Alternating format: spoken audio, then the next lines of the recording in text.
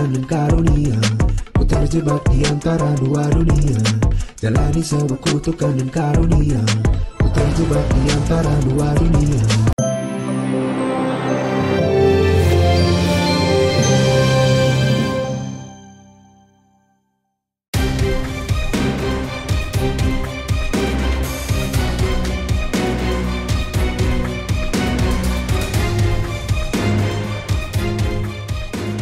Zat adiktif memang benar-benar menjadi ujian terberat bagi sejumlah selebritis, tak terkecuali Amar Zoni.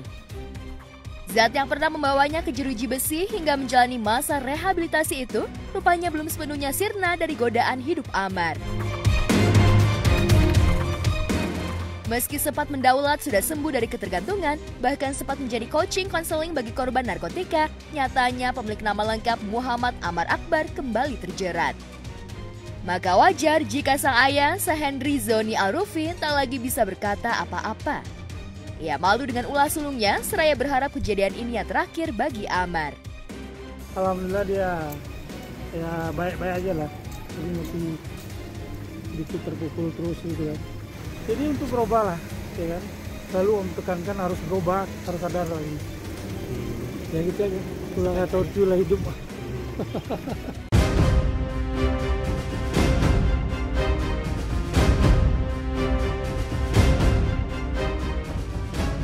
Perasaan terpukul juga menggelayuti hati Irish Bella yang hingga kemarin belum jua sempat menjenguk suaminya. Ibel, demikian pemilik Gigi Gingsul ini Kari Pisapa, kabarnya tengah menepi dari kejaran awak media untuk menenangkan diri. Apalagi terjeratnya sang suami benar-benar memukul reputasi kartisannya sebagai pasangan yang semula dinilai warganet telah hijrah dari dunia antah berantah itu. Dari adik kandung Amar yakni Aditya Zoni, Ibel kabarnya tengah memantau kondisi sang suami dari kejauhan. Apalagi ia butuh waktu untuk menenangkan buah hatinya yang jelas akan selalu bertanya di mana sosok ayahnya. Belum kuat nampaknya dia untuk menjenguk, kan? Dan shock dari kaget dan begitu. Ya, jadi mereka baik-baik aja, Bang. Belum tahu belum ada informasi tahu. Kaibels belum. Kapan katanya menjenguk, Bang? Nanti udah kondisinya udah enak dan suasananya udah enak juga, Kaibel juga udah bisa jenguk juga, pasti akan dijenguk sih, itu aja. Ya yang namanya itu shock lah pastilah kan, apalagi suaminya kan kena masalah seperti ini, jadi ya kita semua yang harus mendukung gitu loh. Dan buat teman-teman juga, teman-teman masyarakat, netizen juga minta mohon doanya gitu loh. Ya kan ini kesalahan abang saya, tapi memang seperti inilah hidup gitu loh. Ya jadi harus dukung gitu, jangan komen-komen yang aneh-aneh, karena memang Bang Amar korban gitu, jadi kita harus sama-sama support Bang Amar supaya kembali ke jalan yang benar lagi gitu loh.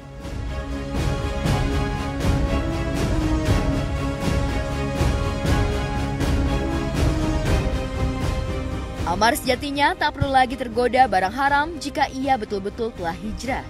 Perasaan tak percaya jika Amar kembali terperosok ke lembah hitam ekstase narkoba itu bahkan dirasakan sejawatnya sejoli pesinetron Dini Aminarti dan Dimas Seto. Insya Allah baik. Kita masih menunggu lah. Kita juga belum dapat informasi selanjutnya ya. Tapi yang saya dengar kan, yang saya tahu itu juga bukan dia ya. Setahu seperti itu ya.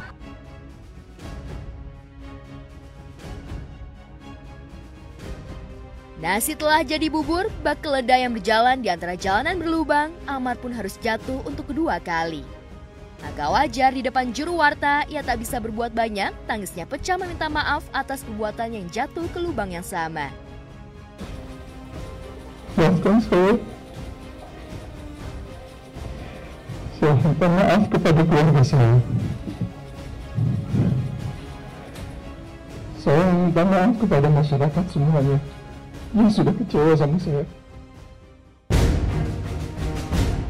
Di ruang tahanan Polres, kabarnya kondisi fisik dan psikis Amar yang semula terguncang dengan penangkapan dan pemberitaan ini mulai berangsur pulih. Pihak keluarga kini tengah mengupayakan agar Amar segera direhabilitasi. Ada rencana asesmen atau direhab, Om?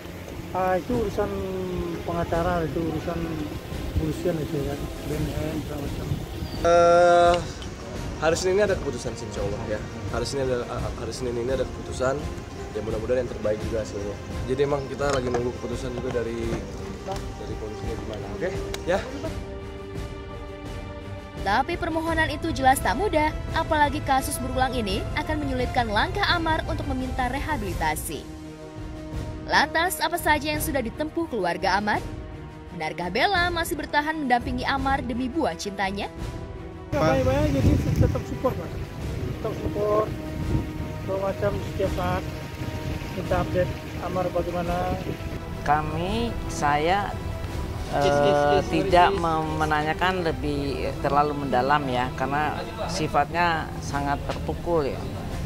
Dan saya menggugah hatinya, saya bilang kalau Amar seperti ini, ingat nggak istrinya begitu cantik, punya anak dua lucu-lucu, ini kan membuat sedih keluarga dan keluarga besar. Jadi saya bilang, saya bantu kamu dengan satu syarat, kamu harus jadi orang kembali normal. Nah, dan saya melihat memang dia korban. Waktu saya mengatakan demikian, dia memang nangis dan sangat-sangat menyesal. Kapan ya bisa direhab ya. Nah, ini udah yang kedua kalinya, tapi dia hanya sebagai korban.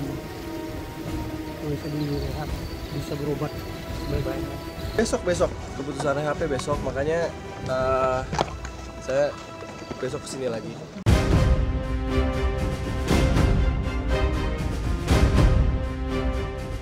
Ya, Amar sendiri tertangkap narkoba pada Rabu malam 8 Maret lalu di kediamannya setelah sebelumnya polisi menangkap sopir Amar inisial M di kawasan Jagakarsa. Amar mendapatkan suplai narkoba jenis sabu dari kurir yang berada di kawasan Boncos, Jakarta Barat.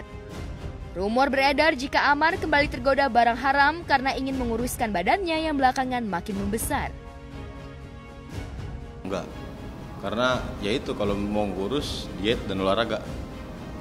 Kalau dari sabu ya, kalau saya nggak percaya. Nggak ada alasan kenapa seseorang pakai narkotika ya.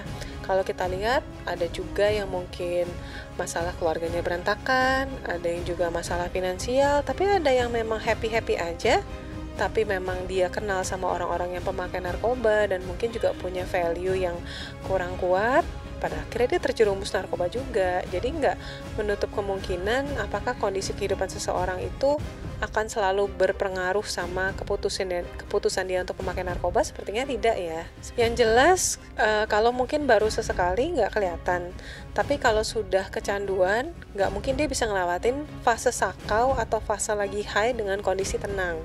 Jadi bisa jadi misalnya kelihatan seperti salah satunya tubuhnya bergetar, banyak keringetan, gampang ketawa atau jadi gampang marah, atau mungkin banyak yang juga efeknya kaku-kaku seperti robot jalannya, atau juga dilihat dari tatapan mata nggak terlalu fokus, kadang-kadang pupilnya juga membesar seperti itu. Kabar lain menyebut jika Amar sudah lama menggunakan zat adiktif, apalagi sebelumnya pernah terciduk dan mengalami ketergantungan dengan narkoba jenis ganja. Lantas benarkah Amar akan sulit keluar dari ketergantungan? Berarti memang ketergantungannya udah akut ya Bu? Kedua kalinya. Bukan ketergantungannya udah akut ya Bu? Apa gimana Bu? Kita nggak bisa itu, saya bukan dokter.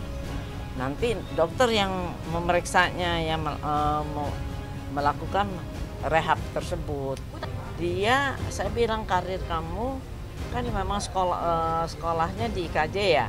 Jadi memang bakatnya di akting, kesenian ya, seni peran dan semuanya. Jadi saya bilang, kamu jangan rusak karir kamu dengan hal-hal yang tidak benar.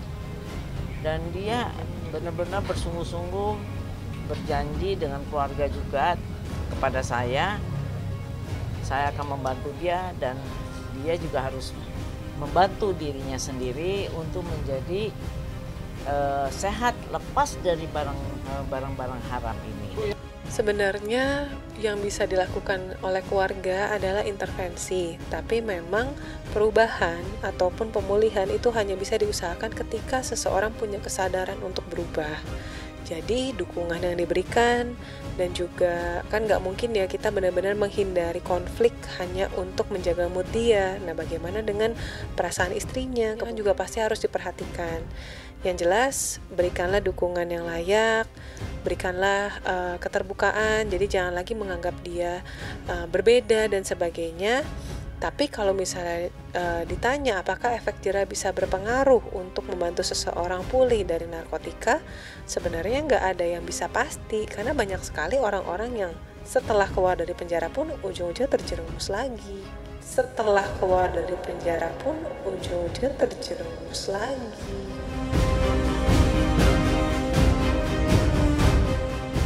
Lah sahabat pasti kita support ya, apapun itu ya temannya. Dalam keadaan susah dan senang pasti sebagai sahabat pasti kita akan selalu support. Justru sahabat itu datang di saat teman kita lagi tertimpa musibah ya, begitu ya. Mudah-mudahan yang terbaik, doakan.